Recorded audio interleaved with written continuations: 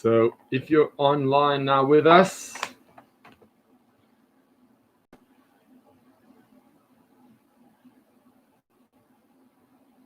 we welcome our Facebookers and our YouTubers to another day of daily learning and lockdown inspiration. Hope you're all keeping well and safe and healthy and inspired, because that's what today's going to be like. Please God. Always good to connect here on a daily basis. We're here reconnecting. I see our numbers are going up on Facebook and YouTube. Thank you to all those who are logging on.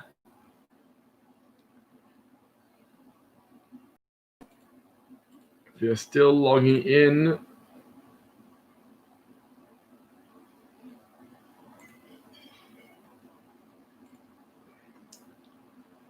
keep on going, keep on commenting, We want to hear from you.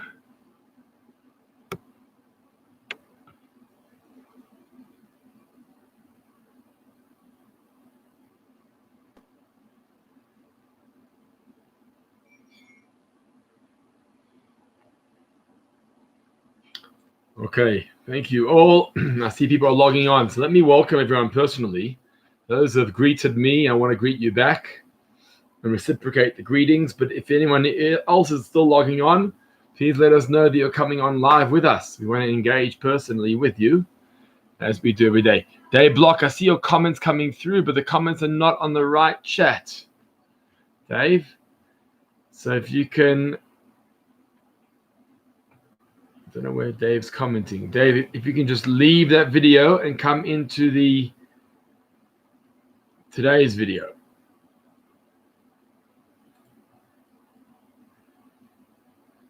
Oh, 1 second. Dave, you may be in the right video. Hold on, Dave. I may be wrong. No, it looks like you're on Sunday's video. Dave, just log out and go back into Tuesday, 9th of June. Let me welcome you guys personally. Shelly Stein, Boker Tov, and Hack, Alina Dolovitz, David Ginsberg, Arnold Orkin, Bernice Krause, Michael Stein, Janice Leibovitz on Facebook this time. Jenny Lichtenstein, Hilly Lipworth, thank you very much. D. Tanner from Cape Town, Shirley Feldman, Tracy Mindel, Helen Feinstein, and Brian. Thank you. That's all those on Facebook. Let's go to YouTube.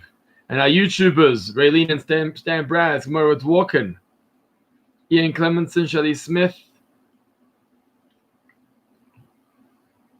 and Robert Levy. Okay, so I see all your feedback on last night's talk, led by Maya from Israel, and thanks to Yad La'achim for helping us arrange that. We packed out, sell out. We sold out 2 Monday nights in a row, and I'm happy you guys managed to get on and to enjoy last night's presentation. Inspiring, motivating, capturing, very, very much so. Manfred Kalmek, Ronnie Kotkos on YouTube, thank you very much for joining us. If anyone's still joining us on Facebook, here we go. We got some more people here. Lyndon Jaime Jew, Norman Stein, Boker Tov, thank you very much. So we're just going to give it 1 more minute to allow everyone to log on, and then we'll get going.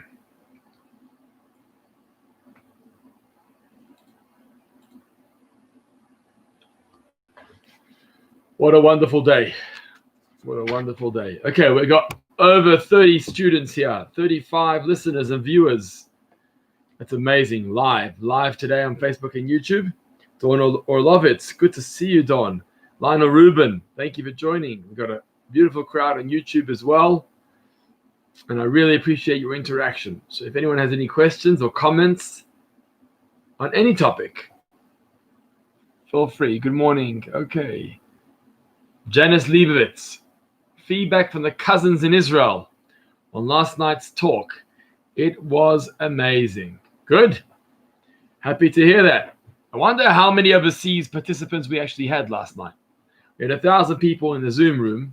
I wonder how many of them were local, how many of them came from overseas. Vega, Thank you for last night. Emotional, brave lady. Yes, she is a brave lady. So it was good to have you. I see many of you were there last night. It's hard to tell, 1,000 people in a Zoom room is not easy to know who's there. This is why I ask you guys to engage with me on Facebook and YouTube, so at least I can see who I'm talking to. It's a bit difficult to do that when you're dealing with a whole room of 1,000 profiles, men and women and husbands and wives, and not so easy to keep track of who was there and who wasn't there. All right, we're going to get going here. We're going to get going.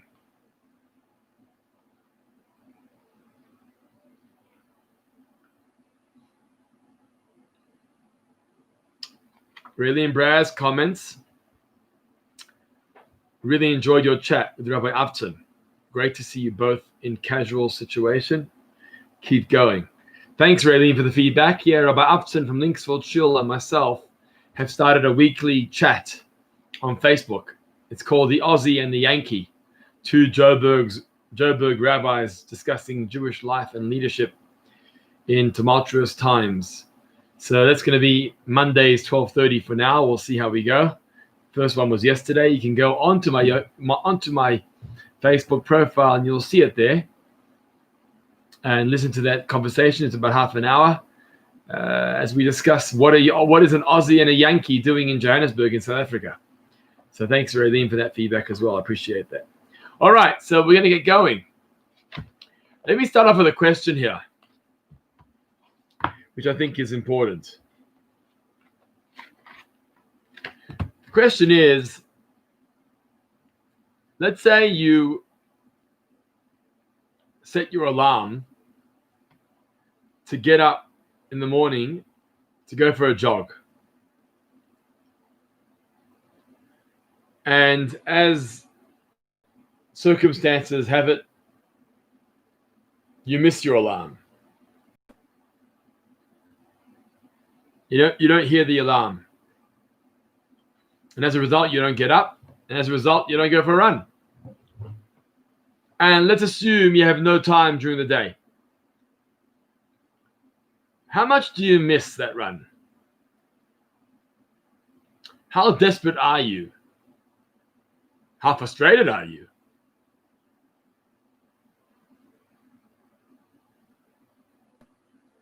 Does it bother you? Or do you shrug your shoulders and move on? When we miss things, how much does it bother us? So I guess your answer will be, depends on how important it was. If it was very important to us, we would miss it. And we would be frustrated. And if it wasn't so important, then it wouldn't bother us so much. Well, I want to share with you a insight from the Parsha this week, actually, where we see how much longing and how much yearning and how much missing and how much frustration should go into Judaism and the observance of mitzvahs and the observance of Torah. Cheryl and Diamond, David Seif, nice to have you on YouTube. Thank you for joining us. We are over 40 students here this morning, so we're strong. We're keeping strong, and we're still going. Almost 3 months. Almost 3 months of daily learning schedule. Almost. Thanks for being here, guys. Thanks for supporting this. Thanks for joining along. If you're still logging on, we'd love to hear from you. So maybe let's take another example. What happens if, let's not use the morning jog as an example. What happens if you overslept and you missed the minyan that morning? That's a bigger question. You overslept and you missed the minyan. You missed shul. Does it bother you? Does it bother us? Are we upset? As a rabbi of a shul, I can't really oversleep and miss minyanim too often. In lockdown, it's a little bit more flexible. But how bothered are we if we miss the minyan? Does it hurt us? Does it bother us? The Jewish people in the desert got an instruction. And listen to the story that the Torah teaches us in this week's portion. The Jewish people got an instruction. The instruction was to offer up the Paschal lamb, Korban Pesach. Now it's already a generation in the desert. We're all very familiar. We're familiar with the story of the Paschal lamb that the Jewish people prepared in Egypt just before the Exodus. That we're familiar with. But what about the Paschal lamb in the desert that the Jewish people were commanded to offer up as a nation? We're not all very familiar with that. What happened there? What happened was that there was a group of Jews in the Jewish community who weren't able to offer up that sacrifice in the desert, the Paschal lamb. Why weren't they? Because they were impure. And the rule is, if you're impure, you can't offer up the Paschal lamb. So they weren't able to offer up the Paschal lamb. Why were they impure? Because they were carrying Yosef's casket, Yosef's Aron, the Ark of Yosef, which we actually spoke about in one of our shiurim around Pesach time. We spoke about the mitzvah of carrying back Yosef's Aron, Yosef's Ark, and how Moshe Rabbeinu was so occupied with it. We're over 45 students here. Let's try and get to 50. It would be amazing if we got to 50 students today. Let's see. So they were busy with Yosef's casket. The truth is, it wasn't just Yosef's casket. All 12 tribes were carried out of Egypt together with Yosef. 11 others. And so the Bnei Yisrael were carrying their Aron, their Aronos, their coffins. And that's how they became impure.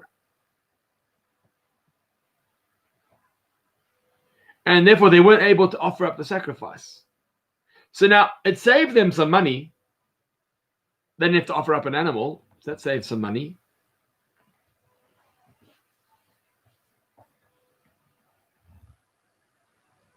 It saved them some money because they didn't have to offer up the animal, their sacrifice. It saved them some time, hard work and effort in offering up the sacrifice. So if it was you and I and we missed our alarm and we missed the minyan, how upset would we be? And yet they were very, very upset because they missed the chance of offering up the Paschal lamb. So they came to Moshe Rabbeinu. And they came to Moshe and they said to Moshe two famous words. The words are, Lama Nigora. Which means, why should we lose out?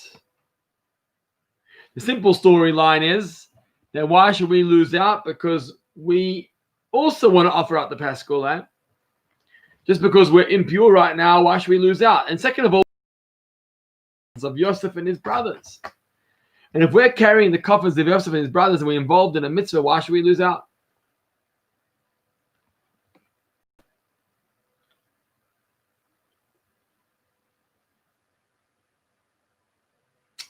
Welcome, Stephen Herr and Selwyn Trigger. Shalom Trigger, welcome. So that's the question. Why are they so bothered? Because when a Jew misses the opportunity to do a mitzvah, to connect with God, it hurts us. Or it should hurt us. When we oversleep in the morning and we miss the minyan, it should bother us. I'm not saying it does bother us all. I'm not saying it does bother us. I'm not saying we are up to this level. But that's where a Jew should be holding. That when we are lacking something, when we miss the opportunity to do something, it hurts us. And it bothers us.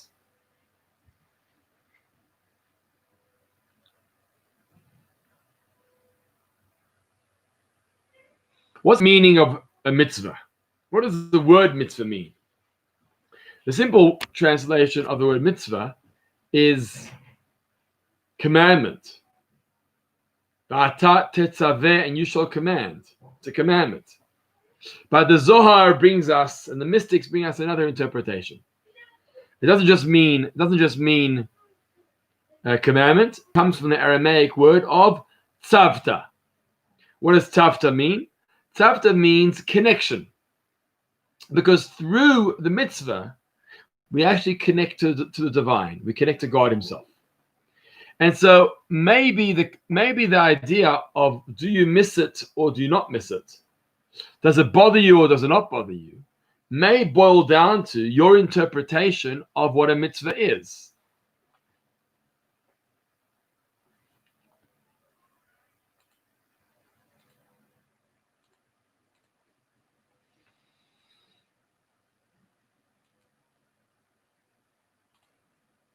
If your mitzvah is an instruction, a commandment, then who wants to catch that up?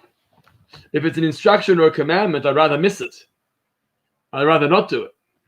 Any opportunity to get off the hook, I'd rather do.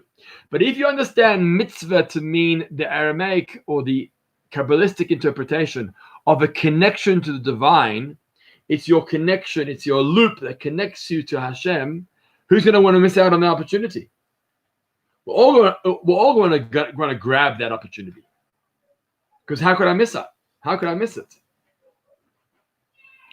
If that's my connection to God, so many people ask the question, how do I connect to God? How do I connect to spirituality? How do I connect to the divine? The answer is do what He says. Because if you do what He says, then you'll connect to Him. Follow His manual, follow His guidelines, follow His rule book. If you follow His rule book, you'll connect to Him. That's the reality. And so in that mindset, boy, oh boy, do I not want to miss that opportunity. I want it. I want it dearly. I want it. I want it. And therefore, Lama Nigara, why are we missing out? Is because the Jewish people saw mitzvahs not as a cost, and not as a burden, not as a headache, but they saw this as a way of connecting to Hashem. And when they were unable to connect to Hashem, Lama Nigara, why miss? I also want the opportunity to connect to Him.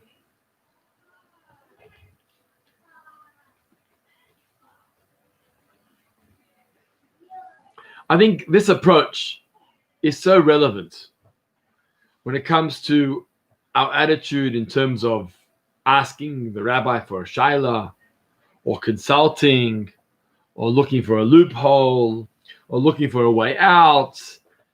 This very much is the cornerstone of that discussion. If you see it as a burden, you look for any excuse out. If you see it as a privilege and a zchut and a merit to be able to connect to God in such a way, you won't look for the way out. On the contrary, you look for the way in. You won't look to be lenient, you will look to be strict. And so I would say that part of the chinuch, part of the education of someone who's considered frum or observant, I would say that in addition to the practical advice, in addition to the practical advice that they are given or shown by their parents of how to observe Judaism in whatever way, in addition to that, there's an attitude that's permeated into the individual. There's an attitude, there's a behavior streak that becomes part of the person. And that behavior streak, that element is the recognition that mitzvahs are not here as a rule book. Mitzvahs are not here as commandments. Mitzvahs are here to connect us to our Creator. And the moment you understand that they're here to connect us to our Creator, it's a whole different ballgame. If they're connecting me to my Creator, then God forbid I don't want to miss out. And if I miss out, I'll regret it and be upset, and it will bother me. Like the Jewish people said, Lama Nigora, why are we missing out? We see this as a way to the divine. It's a direct link to God. It's a way how we can get connected to the spiritual and to the divine. How can I miss out?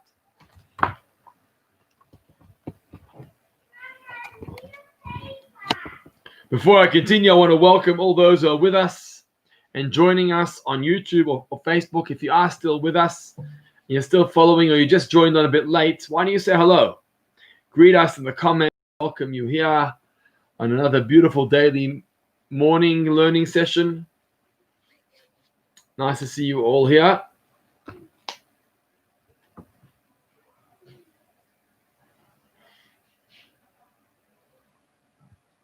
There's another aspect to this, another aspect to their request. If you think about it, they had a good excuse. They had a good excuse. They were impure. And if you're impure, you're exempt. So what are they saying? They missed out. So it's even more so. You know, if I'm the daily minyan, I'm obligated to do the daily minyan. I'm obligated as a Jew to daven, to pray. If I miss out on that daily service, that bothers me because I was supposed to be there and I wasn't there. But here, they weren't even supposed to be there. They weren't even supposed to do the Korban Pesach. They were impure. They were unable to offer up that sacrifice. And it bothered them. Even though we're exempt, even though we're free of charge, it bothers me that I can't perform the mitzvah.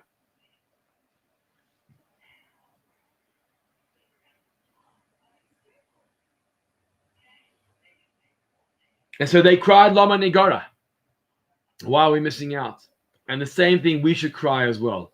Lama Nigara. Why are we missing out? Why don't I have the chance to perform a mitzvah that I would like to? Why did I sleep in and miss the minyan, for example, that we're focusing on?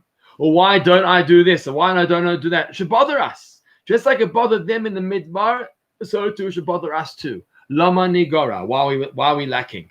Why are we missing out? We're living in a time of the diaspora when the Jewish people find themselves, the majority of Jewish people find themselves out of Israel.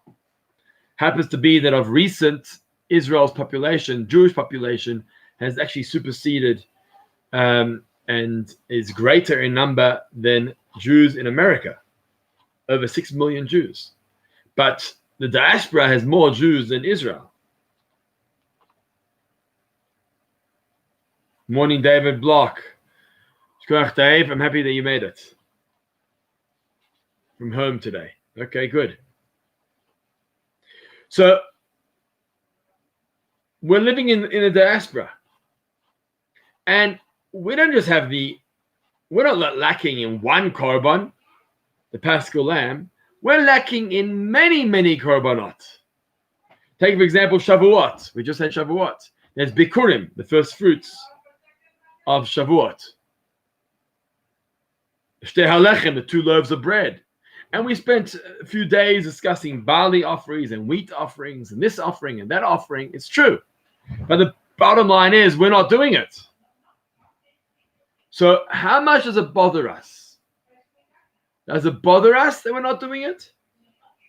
Did it bother us that we didn't bring the Bikurim on Shavuos? Or was it just nice to talk about it? Did it bother us that we can't bring a korban, a sacrifice, a daily offering, morning and evening? Or did we just say, it's okay because I have Shacharis in the morning and Mariv in the evening and I'm okay. I'm checking all the boxes. During Corona lockdown, we can't have a minyan for Mincha Mariv, so we get together on Zoom. If any of you would like to join our daily minyan, just message me and you could join our Zoom session for Mincha Mariv. Men and women all welcome. So if we got everything set up, and Golos, exile, diaspora is so comfortable for us. Does it really bother us if we don't have it? And if it doesn't bother us and we're comfortable with it, then we got a problem. Because that's not where we should be holding. We should be davening and praying every day. Take us back to Israel. Take us back to Israel, not for the restaurant and the beach at Atai Tel Aviv, but take us back to Israel so that we can learn and we can grow and we can observe and we can connect to you. That's why you take us back to Israel. So Loma Nigora, that cry out of why are we lacking, why are we missing out, is something that every single person should feel just like they did then in the desert, and they were able to offer up their sacrifice. Loma Nigora.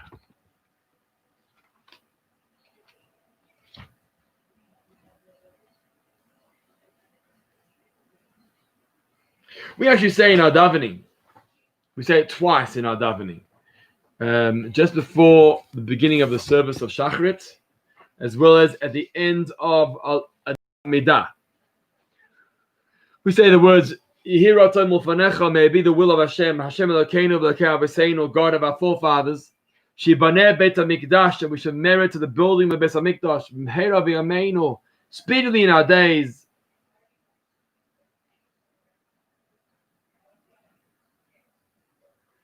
Retain chalkeinu b'toratecha, and give our portion, give us the portion of your Torah. Our portion should be the Torah's portion, and the Torah's portion should be our portion. So what do we do with those words? In those words, we are saying to Hashem, we're missing you. Yes, we may have every excuse in the book. The aspera here and the aspera there, COVID-19 and COVID-19, whatever the situation is, you've got all the excuses in the book. But at the end of the day, I miss you because I'm not able to do what I would like to do. I'm not able to connect to you in the way that I want to connect to you.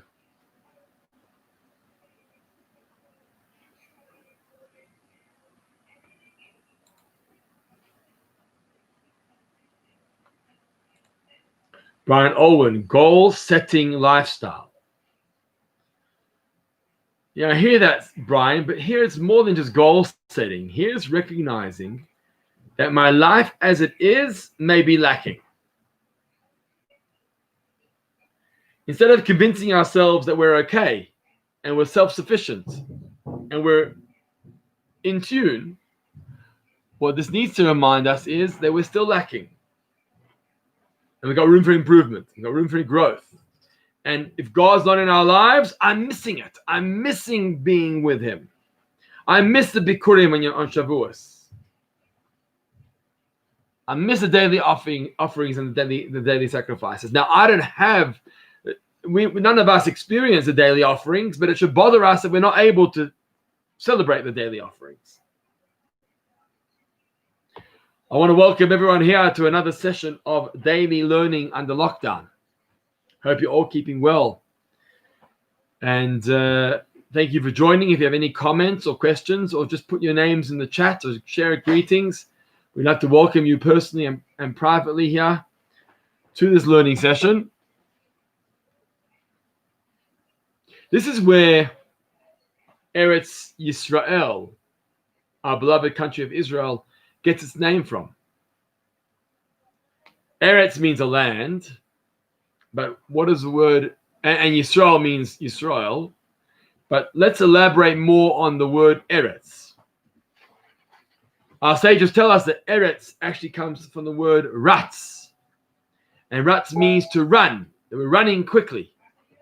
Ratz. We're running quickly towards Israel. Towards Zionism, towards Torah, towards God. Moshe Rabbeinu. That's what Eretz means. Because the whole of Israel was founded. The whole of Israel was founded on the need and the desire for more. That's why the word Eretz and the word Ratzon are actually linked to each other. Because Eretz means the land of, but it doesn't mean the land of, it means the desire of, the aspiration of.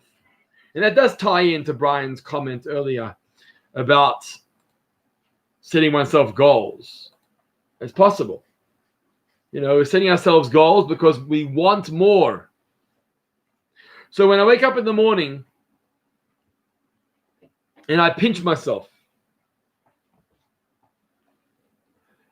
and I realize that I'm still in Galut, in exile, in the diaspora. And I haven't woken up in Yerushalayim on Rehov Yafo or by the Kotel. That should bother me. First, make sure you're awake. And when you wake up and you actually see that you're still in Johannesburg or wherever else it may be, and you're not standing by the Kotel, it should bother you. Lama Nigora, why can't we get there? Why don't I have the opportunity of connecting to something more spiritual, more divine than me?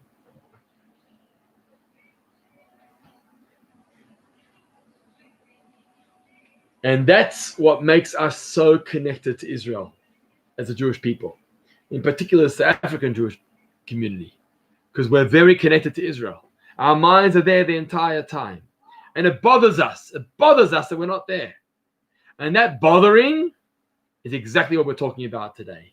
It should bother us. If I get up, if I wake up, if I miss my alarm in the morning and I miss my run, okay, I can always catch it up. But if I sleep my alarm and I don't get up for the minyan, that's going to be a big problem. That should bother me to the point that I say, Lama Nigora, why should we miss out? Give us the shoresh and the root that we're focusing on today. So that's been the discussion for now. I hope you all are keeping strong. If you have any questions, feel free to put them into the chat. It's been wonderful having you all online with us today.